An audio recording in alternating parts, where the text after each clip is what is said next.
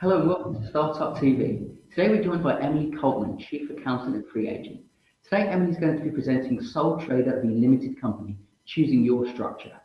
Choosing your business legal structure is very important, and it's a question we get asked here really often because the information is very simple. So Emily's going to give you all the information you need to know so you can make that informed decision yourself. Okay, Emily, over to you. I'll get started straight away. Thank you, Sarah. Thank you, Matthew. So, hi, good afternoon. I'm Emily Coltman. As Matthew said, I'm Free Agent's Chief Accountant, and I'm here to talk about whether using a sole trade or a limited company for your business is going to be the best option for you. So what I'll do is just lay before you all the advantages and disadvantages so that you can make an informed decision. So let me share my screen. Okay. And away we go. So when you're starting a new business, or indeed at any time during your business's life cycle, it's really important to think about how your business is structured. If you're a sole trader, you may have heard that you can save tax by running your business through a limited company, and that may well be true, but there are a lot of other factors to consider too. So in this webinar, I'll take you through the advantages and the disadvantages of trading through a limited company. Now, here's a key point for you to remember. When you're a sole trader, you and your business are legally one and the same. But if you're running your business through a limited company, the company is a separate legal entity from you. You'll most likely be a director of the company. In other words, you run the business. And you'll also almost certainly be a shareholder in the company, which means that you own all or part of the company. But even if there's just you and the company, you are still two separate legal bodies. And that legal separation impacts a lot on what we're about to see. And a quick jargon buster for you. Turning your business into a limited company is called incorporation. So if you turn your business into a limited company, you incorporate it. So first, the good news, the advantages of incorporation. Tax savings. You may well be able to save tax overall if you run your business through a limited company, especially once its profit goes over about £50,000 a year. Emily? All companies don't have to pay any of their corporation tax on account, whereas many sole traders do have to make payments on account. And let me do you another jargon buster and explain what I mean by payments on account. Sole traders whose income tax and Class 4 national insurance total more than £1,000 for a tax year and who don't pay tax at source on more than 80% of their income have to make payments on account. Paying tax at source is when the tax is taken off and paid over to HMRC, the taxman, before you receive the income, like your employer does if you're paid wages.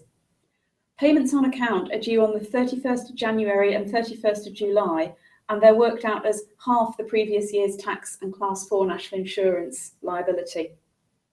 So how do these tax savings come about? Well, they come about because as a sole trader, you pay income tax at 20%, 40% or 45% on your profits. And also Class 4 national insurance at 9% or 2%. And in both cases, the rates change as your profits increase. But a limited company pays corporation tax on its profits at 20% and does not pay national insurance on its profits. You can take money out of the company as dividends so long as it has enough profit to cover those dividends. And again, you'll pay no national insurance on those dividends. Even with the dividend tax that's coming in April, dividends will still be just a little bit cheaper in terms of tax than salary or profit because you don't pay national insurance on dividends. This way of structuring your and your business's income so that the company is taxed on the profit at 20% and then you're taxed on the money you take out of the business is less effective when the business's profits are lower, because depending on your other income, as a sole trader, you may have a personal allowance, in other words, a slice of tax-free income, which every individual gets, to put against your business's profits, and limited companies are not entitled to a personal allowance. Hi, Emily. It is important to discuss potential tax savings carefully with your accountant and ask them to crunch the numbers for you to quantify what you could save, as your situation will be different depending on whether you have any other income, such as a salary from a separate job or rent from a property that you own and let out. And now it's not letting me move forwards. This is annoying. I'm sorry about this. I just need to move to the next slide. Okay. Okay, so can you now see the green limited liability slide? Yes, we can. Good stuff. So because the company is a separate legal entity from you, it can own equipment, it can incur debts, and it can pay bills in its own right. So that means that if the company is sued, your own personal assets, such as your house and your car, cannot be seized to pay the debt, unless you've given a personal guarantee to a company creditor. Say if the company borrowed money from the bank and you undertook to pay the loan back if the company couldn't. You can also be liable for company debts in some circumstances if you've been guilty of wrongdoing as a director. For example, if you let the company keep trading when it's clear that the company was incurring debts it had no chance of paying, and that's called wrongful trading. If you're a sole trader, on the other hand, your own assets could be seized to pay any business debt because you and the business are legally the same entity. And again, I'm going to go on to the next slide. Some costs can attract more tax relief when you're running your business through a limited company. For example, a limited company can pay for food and drink for its employees when they're out and about, and as a director, you would count as an employee of the company for that purpose. But for a sole trader, the rules are more restricted. You can only claim tax relief on the cost of food and drink when you're traveling on business if the journey involves an overnight stay, or it's outside your normal working pattern, or your business is by nature itinerant. So that is, you spend time on different client sites and not too long at any of them, such as a jobbing gardener would do, or a chimney sweep, something like that. A limited company is also more attractive for inward investment, potentially. Suppliers and investors may well view your business as more commercial and more serious if you run it through a limited company. If you're a sole trader, there's no way anyone else can buy into your business unless you turn it into a partnership, but it is fairly easy to sell shares in a limited company to an investor. It's also worth pointing out that some agencies and contractors will actually only give work to a freelancer if that freelancer is operating through their own limited company. So that's worth bearing in mind as well. But it's very important that we don't only think of the potential tax savings and other benefits of incorporation and risk incorporation without actually looking at the full picture.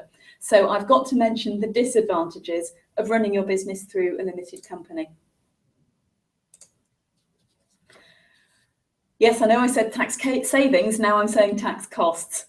Because the company is a separate legal entity from you, you cannot draw money out of its bank account freely, unlike when you're a sole trader. When you're a sole trader, you can basically empty the business's bank account and the revenue don't mind. They won't charge you extra tax for doing that. But when you're working through a limited company, there are only 3 ways that the company can legally pay you money. It can pay you a salary for the work you do. If it has enough profit, not enough cash, enough profit to do so, then it can pay dividends on the shares that you own. And it can pay you back for any expenses you personally incur on its behalf, such as if you buy a train ticket on your own credit card to visit a client. If you take money out of the company over and above these 3 options, then you could have extra tax to pay. Also, if you are a sole trader and your business makes a loss, you may well be able to use that loss to save tax on your other income. When a company makes a loss, it can only use that loss against its own profits. So if you have a job as well as your business, and your business makes a loss, then if that business is a sole trade, you may be able to get back from HMRC some of the tax you've paid on your salary. And you won't be able to do that if your business is a limited company, because the loss belongs to the company, not to you. Remember, separate legal entity, the company owns the losses. Your limited liability protection when you're operating through a company may not be absolute. You may still have to give personal guarantees on borrowing, even if you borrow the money in the company's name. And that's particularly true when your company's new or when it's never made a profit. Banks need to make sure they'll get back as much as possible of the money they lend out as loans. So for new or loss-making companies, they may charge a higher rate of interest or ask for a personal guarantee that you'll repay the loan if the company isn't able to, and that can put your own assets at risk. And in some circumstances, as we saw earlier, like wrongful trading, or if you've been found guilty of fraud, then creditors, that's people who your business owes money to, like the revenue or suppliers, can actually force the company's directors to make good the company's debts personally. So a limited liability is not absolute protection. In some cases, the courts can force what's called the veil of incorporation to be lifted. So they take away the divide between you and the company, and you become liable for the company's debts. You also have legal responsibilities as a company director that you must fulfill. For example, you have to safeguard the company's assets. So, for example, leaving a company laptop in the back of an unlocked car is not safeguarding the company's assets. You also mustn't keep trading when you know the company can't survive. And there are also various other legal responsibilities you have to fulfill, like filing paperwork, which we'll see in a minute. And if you fail in your legal responsibilities as a director, you could be fined, or in the worst case, you could go to prison. More paperwork. One of your legal responsibilities as a director is to file the company's paperwork on time. As a sole trader, you only have one document to file with government bodies each year, that's your own tax return. But a limited company with one director will have, between the director and the company, to file at least 4 documents a year. The company must file a set of accounts and a document called an annual return each year at Companies House. The annual return is a list of the company's directors and shareholders, and it also shows the company's registered office address.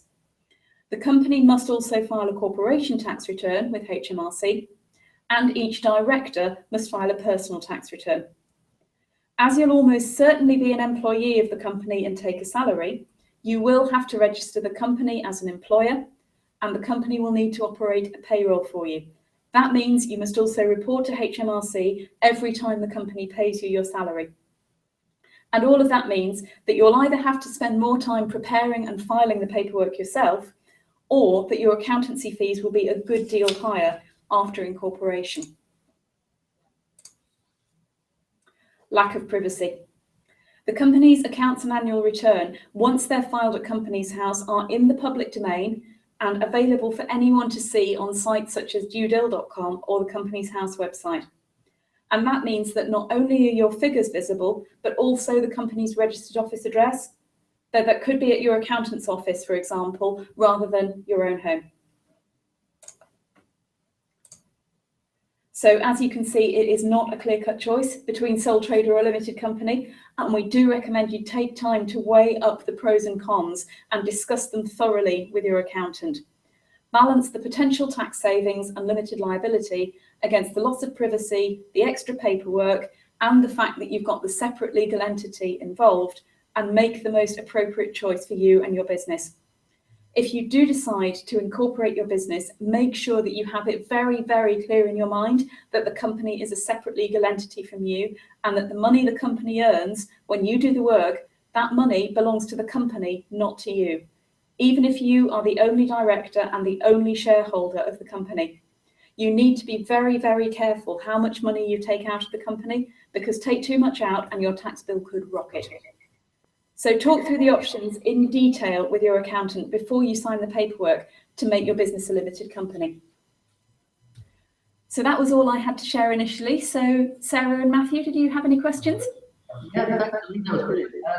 It's particularly interesting for us because we always address our public when they do form a limited company. And like I said, the registered office and the services, the 2 addresses, whatever address you put down, anyone can then go out and find them. I'm sorry, Matthew, I didn't actually hear most of that. It was a bit interrupted. Can you say it again? I was saying how important it is for people to recognise what addresses are and aren't on the public register. Yes. So when people incorporate a company through us, we need to let them know that the service address and the registered office are publicly available information to anyone.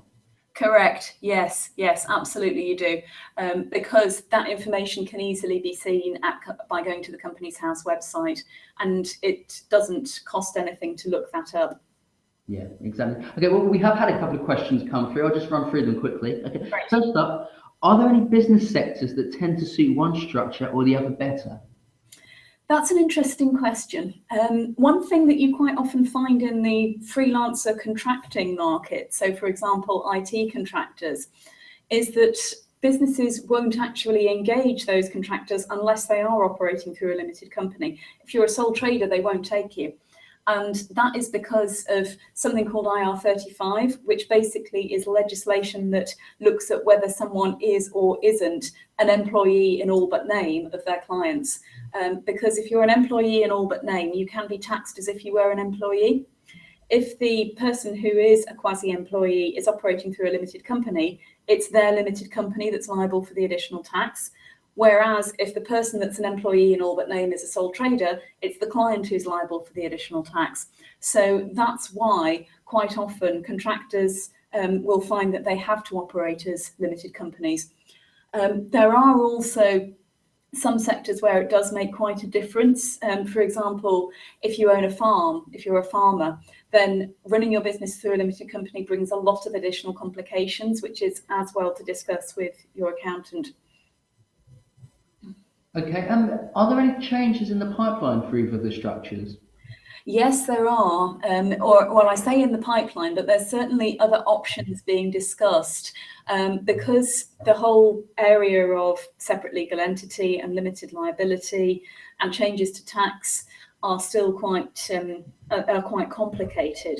There have been discussions put forward by bodies like IPSI and indeed under discussion by the Office of Tax Simplification as to whether it would be possible to modify these structures to perhaps make it a bit more simple in terms of how they're taxed and how they're approached. So I think it's a case of watch this space.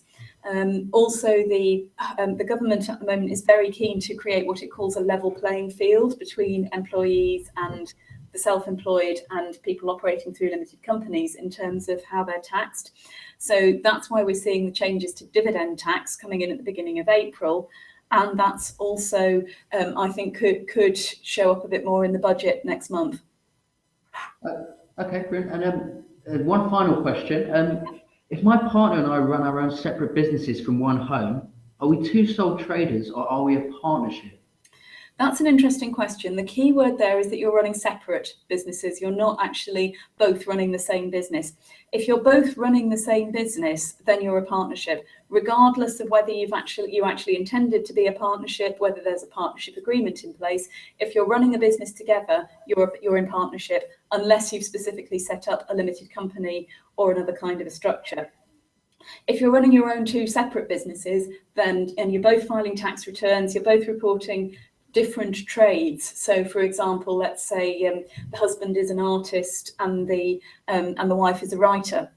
If you're writing and illustrating the same books, you're likely to be a partnership. If you're working on separate projects, you're likely to be two sole traders. Okay, brilliant. Lovely. Thank you. Thank you for joining us today. I know our listeners have found that really useful. Thank you. Thank you. And we are back on the 11th of March for our next live episode of Startup TV. I'm actually going to be doing an on-screen demo there of how to set up a Facebook page for your business the right way. Again, another question we get asked a lot on our training courses, and something a lot of people do incorrectly as well. So I'm actually going to do a step-by-step walkthrough on screen of how to do that. So we'll see you then. Have a good Friday, everybody. Bye. Bye, Emily. Bye. Thank you.